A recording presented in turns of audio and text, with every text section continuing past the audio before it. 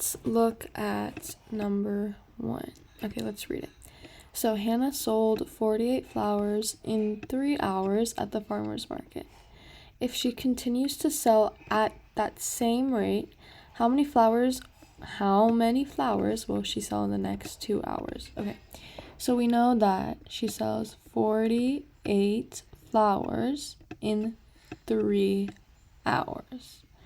So if she continues to sell at that rate, this is hours, this is flowers, okay? How many? So we'll write X because we don't know. How many flowers will she sell in the next 2 hours? So we set up our equation, and now to find it, we're going to cross multiply. So we're going to multiply 3 and X and 48 and 2. So 3 times X equals 48 times 2, 3. Divided by 3, divided by 3. This cancels out, so we know that X equals whatever 48 times 2 divided by 3 is. So we can simplify this out. So now let's quickly do a little multiplication. 48 times 2. And try and do it on paper, because I know you can use your calculator, but it's better if you use use your mind on it. 96 divided by 3. And 96 divided by 3 is 32. So the answer would be D. It would take 32 flowers for her to sell in the next 2 hours. Okay. Joseph went to visit his grandmother with his parents. They drove 240 miles in 4 hours. What was the average speed when they were traveling? So average speed is basically miles divided by hours. So we're just dividing 240 by 4. So 24 divided by 4 is 6, and you can add that 0 in. So the answer would be C, which is 60 miles per hour. So that one was pretty simple, because average speed is just dividing miles per hour. And then let's look at number 3. Olivia had 24 guests at her birthday party last year, so 24, which bought 18 liters of juice for her guests. This year, she's expecting 40 guests. So how many liters of juice does she need to buy for a birthday party this year? So we know last year she had 24 guests and she bought 18 liters of juice. But how many liters of juice does she need this year if she's expecting 40 guests? So same thing, we're going to cross multiply like this.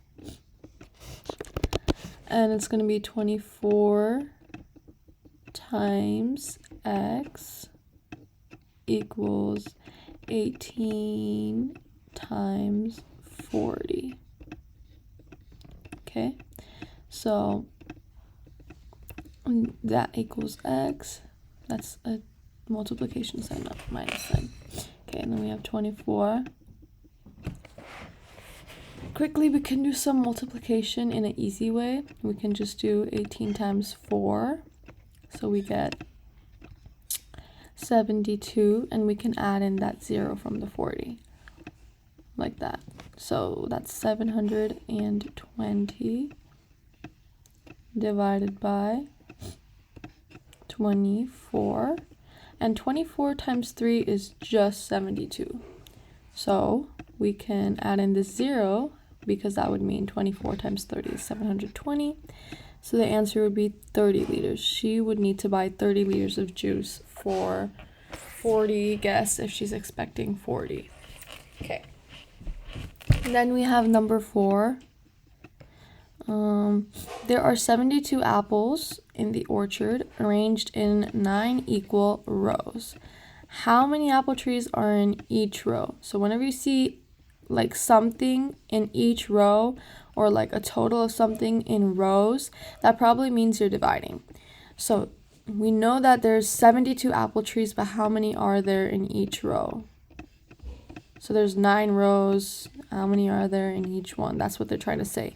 So for that, you need to divide. So just 72 divided by 9 should be 8. So the answer should be 8. 8 apple trees are in each row because 8 times 9 is 72, which is pretty simple because it's division. Number 5, Mr. Baker creates 35 math test problems in 5 hours for the upcoming math pop quiz. How many questions does Mr. Baker create in 3 hours? Okay, so he creates 35 math problems in 5 hours. How many does he create in 3 hours? So same thing. We're gonna cross multiply 5 times, so 5 times x and 35 times 3. And if you guys feel comfortable with it, you can easily just get rid of the 5 here instead of dividing in the next part. So we know 35 is also divisible by 5. So that becomes 7. So 7 times 3. So that would be 21. So the answer would be A. Mr. Baker creates 21 math problems in 3 hours. Okay, let's look at number 6. Nicholas decided to go on a diet. He lost 3 pounds every week. So 1 week. If he keeps losing at the same rate, how many weeks does he need to lose 18 pounds? So we want to know if he wants to lose 18 pounds, how many weeks will that take? So we're going to cross multiply 3 times x equals 18 times 1, which is basically 18. And that's basically 18 divided by 3, which is 6. So the answer would be 6, which is D. Yep, and there you go. Okay, now this is just a simpler way. If you don't, like for these type of problems where you don't, like for example, for number 3, if you don't automatically know, like if a certain number is exactly divisible, you can start out by 2. So 24 is divisible by 2, that's 12. 18 is divisible by 2, that's 9. Oh, it can still be divided. This is divisible by 3. This is divisible by 3. And you'd still get the same answer in the end. This just simplifies your process a little more, so you don't have to calculate as much as we did right here. Because if you don't simplify in this process, you're just going to have to multiply the top numbers, which usually are pretty big as you get older. So you can use this trick to simplify if you want.